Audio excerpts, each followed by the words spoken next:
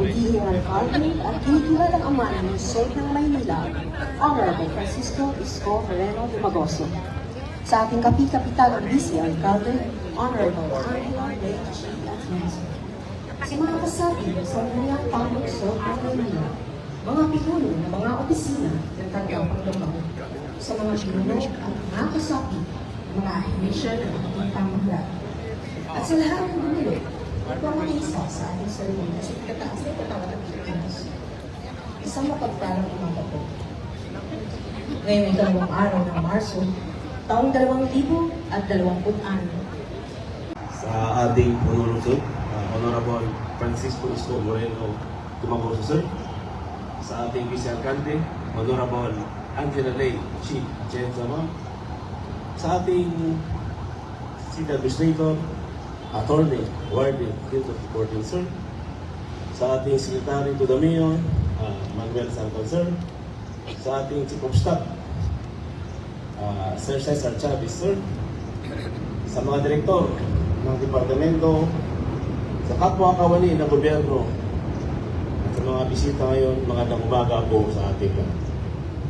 Una sa lahat, ako po'y nagpapasalamat sa ating punong lungsod, sa Ama ng Maynila, sa walang sawang suporta po, sir, sa amin sa kagawaran ng Kamatay Sulong.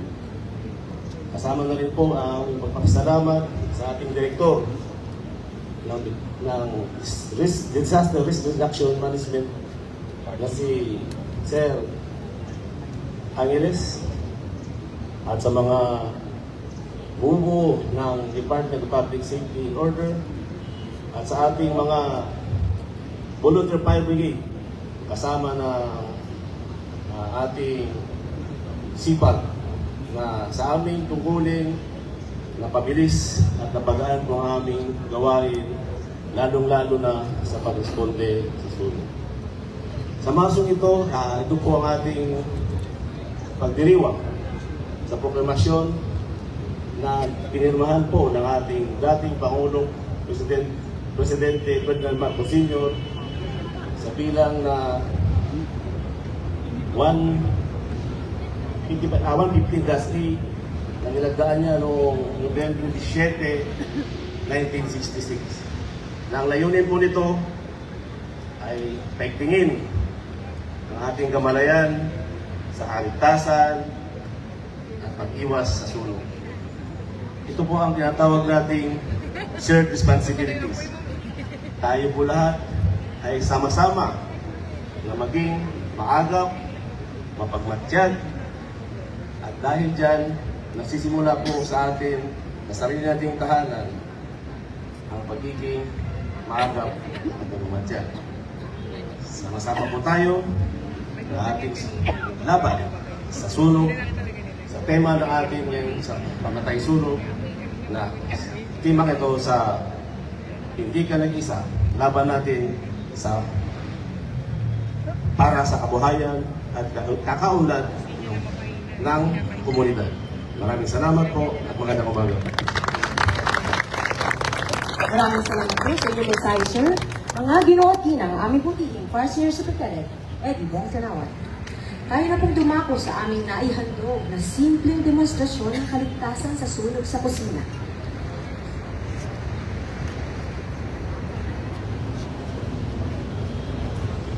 Isang ligtas na araw sa ating lahat. Kami po ay mula sa Bureau of Fire Protection, Manila Fire District. Narito upang ipagdiriwang natin ang sabay-sabay buksan ang programa ng Fire Prevention Month. Sa araw na ito ay may ibabahagi at ituturo kami kung paano tayo makakaiwas sa mapaminsalang apoy na maaaring magdulot ng malaking sunog sa ating kabahayan. Sa talaan ng BFP-MFT, ang top 3 fire incident na meron tayo sa Maynila ay ang sunog na nagmula sa electricity o kuryente. Pangalawa, ang LPG fire or leak explosion. At ang ikatlo, dahil sa napapayaang ubos ng sigarilyo. Ibabahagi namin sa inyo ang mga bagay na dapat nating tandaan at gagawin kapag tayo ay maka-encounter ng LPG leak or fire. Pero bago ang lahat, ano po ba ang ibig sabihin ng LPG? Ito po ay ang liquefied petroleum gas, isang uri ng fuel na ang laman ay liquid at kapag ito ay binuksan, nagko-convert ito sa gas. isa sa dahilan upang makabuo ng apoy na kabilang sa fire triangle na oxygen, heat, fuel, and chemical reaction. Ano ba ang mga paraan upang i-check kung walang butas ang ating mga LPG leak o hose? Kung tayo ay may naaamoy na kumakalat na fumes ng LPG, huwag magbubukas at sara ng switch ng kuryente na maaaring pagsimulan o ignition ng apoy. Buksan lamang ang bintana o pintuan ng ating kabayan upang lumabas at mawala ang kumalat na LPG fumes. Maaari din na kumuha tayo ng panghugas na sponge. Basain, lagyan ng liquid soap at pigain.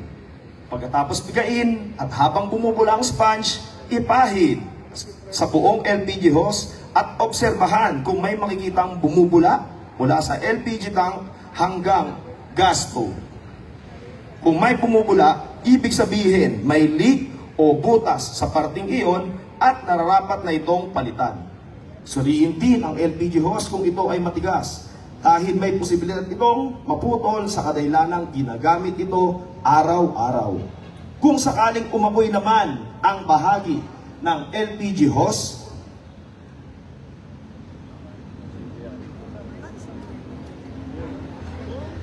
takpan lang sa pamamagitan ng daliri o basahan na basa ang nasabing butas at i-off ang LPG valve.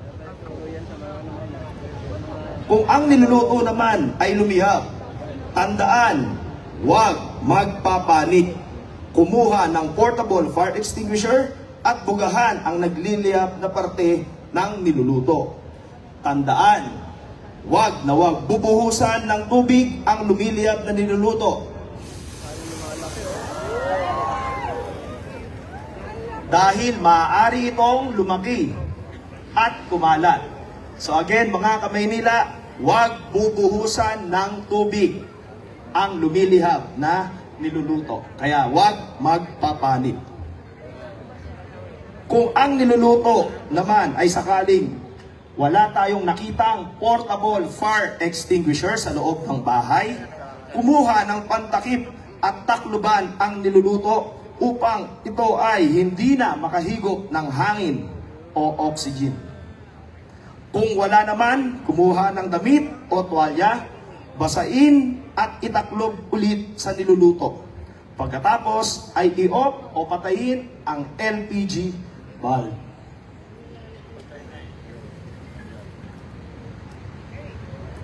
Kung natanggal naman ang hose at lumiyab ang cylinder, ito po ang dapat nating tandaan.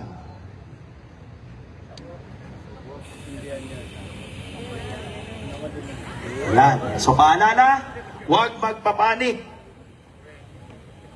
Kumuha lang ng damit o tela, basain, ipulupot sa kamay at patayin ang LPG valve. Palakpakan naman dyan. Yan. Kung sakali naman pong natatakot tayong hawakan ang LPG valve, lumiyab muli ang ating LPG, ano ang dapat po natin gawin? Kumuha ng malaking tuwalya, basain, pigain, takluban ang LPG lumiliyab at patayin ang LPG valve. Tandaan, huwag nating pabayaan ang ating mga niluluto. Punasan ang pinaglutuan dahil maaring ang mga sangkap o oil ay tumalsik o kumalat na maaring pagmulan ng apoy. Sa mga parang ito, maiiwasan natin ang paglaki o pagkalat ng apoy. Kaya, naway sana ay may natutunan tayong lahat sa araw na ito.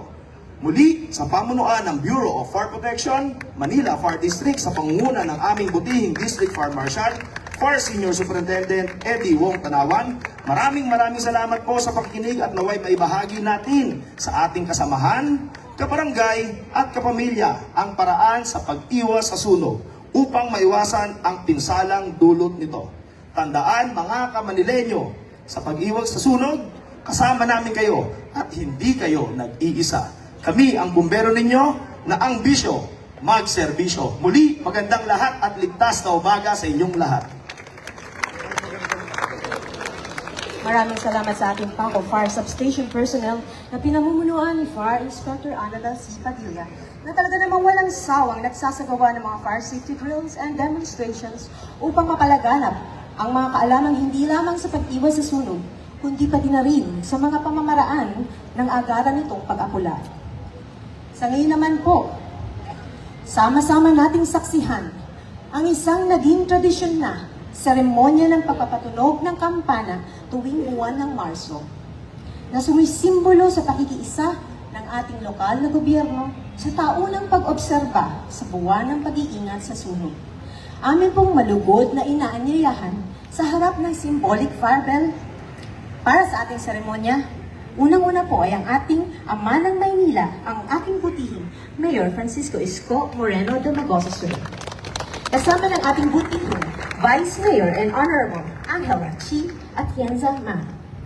Ang District Fire Marshal ng Maynila, Fire Senior Superintendent Eddie Wong Tanawan, Sir. Ang ating magigiting na representanteng opisyal mula sa hanay ng ating kapulisan ng Maynila. Sir, anyone from our MPD? Mula sa hanay ng ating Bureau of Jail Management and Penology. At mula din, thank you, sir. And mula din sa ating Manila City Disaster Risk Reduction Management Department. Sir? Mga punong Ginoo, dangan lang po at sabay-sabay nating hawakan ang lupit na simbolo ng pagkakaisa nating mga serbisyo publiko sa paglaban sa mapaminsalang apoy at sama-sama nating pagpapatupad sa mga umiiral na patakaran para sa proteksyon ng ating mamamayan.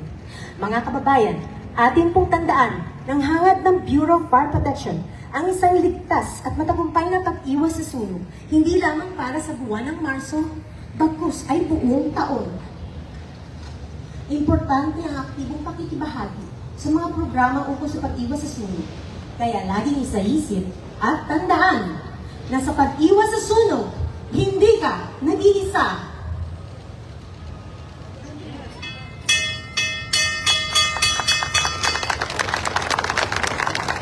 Maraming salamat po, mga punong Ginoo at ginang sa suporta sa pagpapaunlak sa buong kagawaran ng pamatay sunog ng Maynila, lalo-lalo na sa adhikain nito na mapalaganap ang advokasya ukol sa pag-iingat sa sunog. At ngayon po, para sa mensahe ng ating punong lungsod, narito na ang ating pinakamamahal na ama ng Maynila, ang nag-iisang Mayor Francisco Isko Moreno Domagoso. Thank you. Napakaganda ng boses ng ating para ka lang nakikinig sa DCRH. Maraming salamat. Colonel Eddie Wong, Fire Superintendent Eddie Wong Tanawan, our District Fire Marshal, and other administrative officers of the respective station in the City of Manila and substation commanders. Maraming salamat to. Yung sa mga batang nanonood, huwag niyo pong pagayahin yun. Yan ay done by professionals. Sa atin naman, sana may natutunan tayo yung paano pulayin yung mga ganitong sitwasyon. At sa panawagan ko sa lahat, huwag ko kayo naglalaro ng apoy.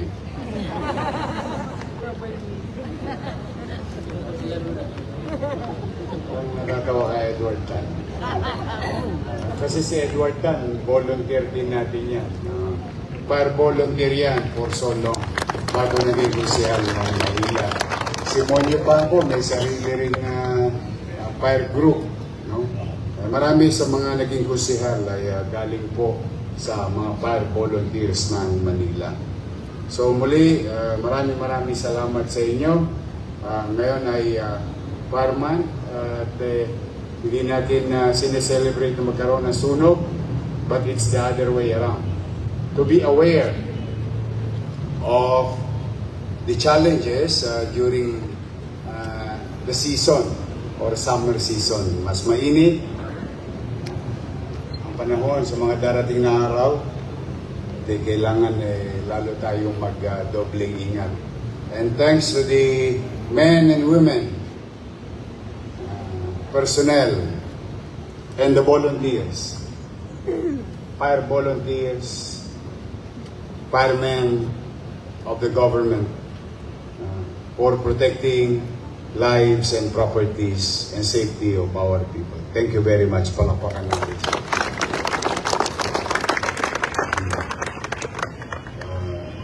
Sa ating po lahat na naparito, bago ko ipakilala yung ating mga bisita, pinagpapauna ko lang, na-timing naman. Na-timing kasi itong bisita natin nag-adapt sa makabagong teknolohiya ng public transport. With this situation, nakakalungkot na pangyayari sa mundo, kailangan na siguro may pagdasal natin ang kapayapaan sa buong mundo. At may pagdasal natin ng mga tao sa gitnang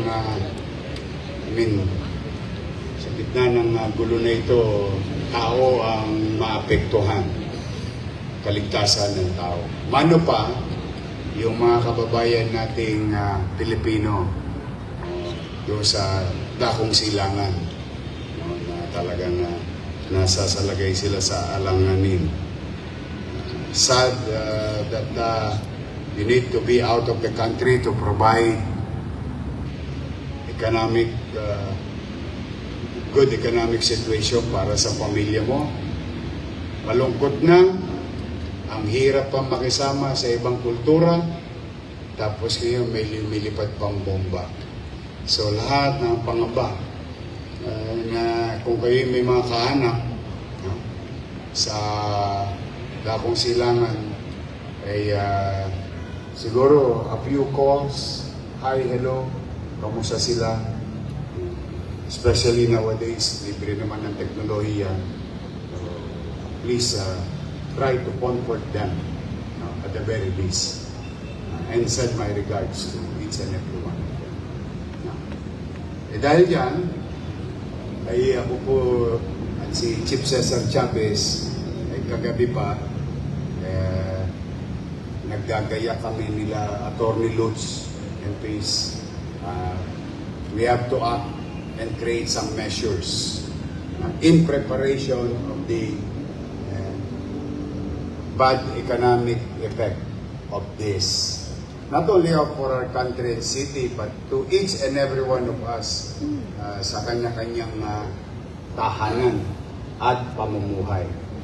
So maybe later on, there will be an announcement that I'm going to make officially and address the people of Manila. Because we already finished the so-called directives. So I'll let that time be done later. But for the meantime, talagang tataas ang gasolina. Kaya naman aking pinagkakapuri na may mga organisasyon sa lungsod ng Maynila na tumutugon sa panawagan at regulasyon, direksyon ng national government. Nais ko pong ipakilala sa inyo ang ating pong bisita, Land Transportation Franchise and Regulatory Board, or LTFRB NCR Regional Director Sona Rosette M. Tamayo. Ma'am, at sa po ng mga kasama, welcome po sa lungsod ng Maynila. And special mention, ito, isa to sa paborito ko na mga transport group. Very progressive, laging visionary itong mga miyembro at liderato. Shout out sa mga taga-Pandakan. Andito po ang Pandakan Transport Service Multipurpose Cooperative. Halika kayo. Chairman Edmond Cadabona, Vice Chairman Rico C. Lapid, Directors Victoriano Ortiz, Bernardo Ferran Jr., Edmond Pastrana, Marianito Palma, Nilo Pastrana, and General Manager Medel Apalya. Kasama rin nila ang Lions J Corp. Incorporated, President Ellison Tan, and Vice President Dennis Jameson. Ayan. Yeah. Mga kasama ko naglilingkod sa bayan, ito pong Pandakan Transport. Isa sa mga nauna na kooperatiba ng transport na tumugon sa panawagan ng national government to adapt to new technology, or what you call clean transport system. Kaya sila po'y pinagkakapuri ko sapagkat ito po yung mga batang Maynila. Yung una nilang plate is about 90. Now, today, they wanted to share to us an additional 15 in their fleet. Ito ay hindi lamang malinis sa kapaligiran, but the convenience to the people of Manila. Every year sa akin nakakita, pampubliko sakyan, air condition. Maayos, malinis, at higit sa lahat, ligtas ang mga prutas. Kasi sa jeep, maraming prutas. May prutas sa tenga, may prutas sa leeg, may prutas sa kamay. Ang mga tolongges niya, ang mga snatcher. Konbinyente, maliwalas, at may kapanatagan. Mano pa, dapat tularan sa buong bansa itong Pandakan Transport. Alam niyo kung bakit? Yung driver po nila, disweldo. Disweldo na, may SSS at iba pang benepisyo. At kapag holiday, double pay. Saan ka naman nakakita ng kayo? Kaya itinagkakatamos ko ng ilong, I'm happy to be their mayor, them being the citizens of Manila, mga batang Maynila, na dapat tularan sa buong Pilipinas. Kaya in our own little way, through Dennis Biahe, our director of MTPB, really wanted to support them in our own, especially during the hard time. Talagang lagi silang top of mind ko. No? Kaya ulit sa inyong lahat, iba sa inyo dito, customer nila. No, nasakay kayo sa kanilang pampublikong sasakyan. Maayos ba? Malinis. Magalang ang driver. Hindi na makikipag-agawan ng pasahero. May tiyak eh. Tiyak na may sweldo eh. Ibig sabihin, the cooperative itself took the risk of not making money for each fleet. Bakit? Kung batugan yung driver, parada lang. Total, may sweldo naman siya. Ika nga niya. Yari sila. Lugi sila. But then again, maraming salamat din sa mga driver na iyon na, you know, they're really doing their part to be of service, to transport safely yung ating mga pasahero na taga-lungsod ng Maynila at yung mga dumadako sa lungsod ng Maynila. I think that is also in trust, in the same trust that LTFRB is doing. Maging ligtas ang pampublikong sasakyan sa kanyang mga pasahero. So, muli, iparamdam natin ang ating pasasalamat sa kanilang risk na tinig. Mahal po yan. Hindi ko alam paano nila mapapawi. Pero I think the thing speaks for itself, or what you call res ipsa ligatur. Kung hindi nila nababawi, hindi sila dadami. So, ibig sabihin, may tagumpay na makakamit ang mga kooperatibang transport or individual to adapt to cleaner public transport. Especially sa atin sa Maynila. Nakita niyo dyan, ito lang, tapat lang natin. Itong lotol lang na to. Marami sa inyo, ang bango-bango. Spray pa ng Everbilena. Nakanya daw yung panahon, ano? Diba? Pag-uwi mo, amoy melon. Melong amoy. Amoy uso ka na.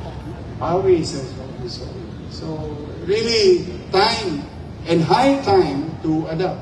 And I hope tularan silang lahat ng ating mga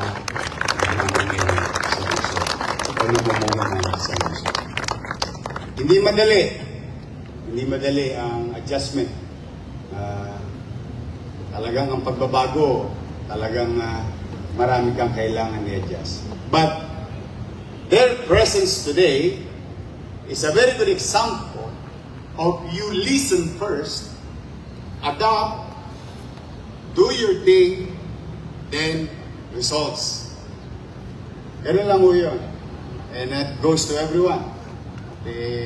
Basta tayo sa lungsod ng Maynila ay patuloy tayong makikiisa sa pamantayan, panawagan, regulasyon, alituntunin, visyon ng national government. We will continue to align ourselves and seek our action, at the same time protect the Manila's interest at all costs. We will continue to protect the interests of our people and the city of Manila. So muli po, thank you pare ha. Congratulations sa inyo. Palakpakan natin sila.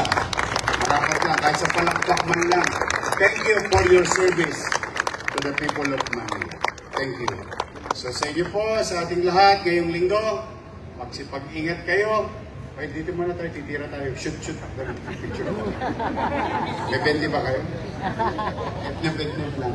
Kasama natin si Regional Director sa Residensyo. But before we do that, would like to, kung nga pala, magkayak na kayo. At ihanda nyo ang inyong sarili at ang inyong pamilya. Magtipid-tipid na kayo ng kaunti. We will never know how far this thing will go in what is happening in the world. But rest assured, we do our part as government, but ipinagpapauna ko na.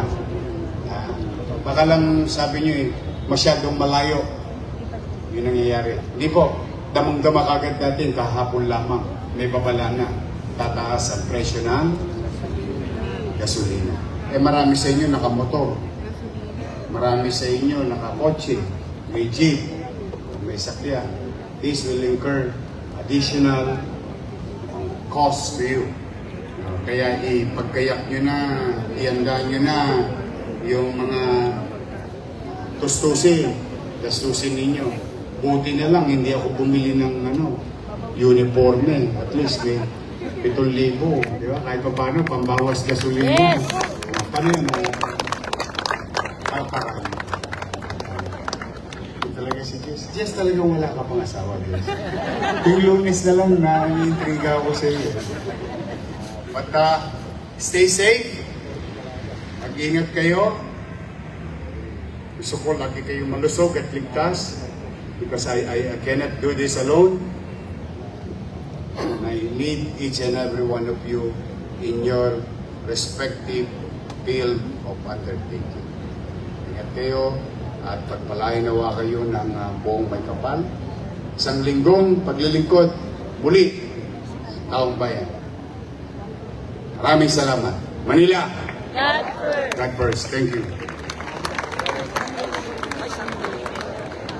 Maraming salamat po sa ating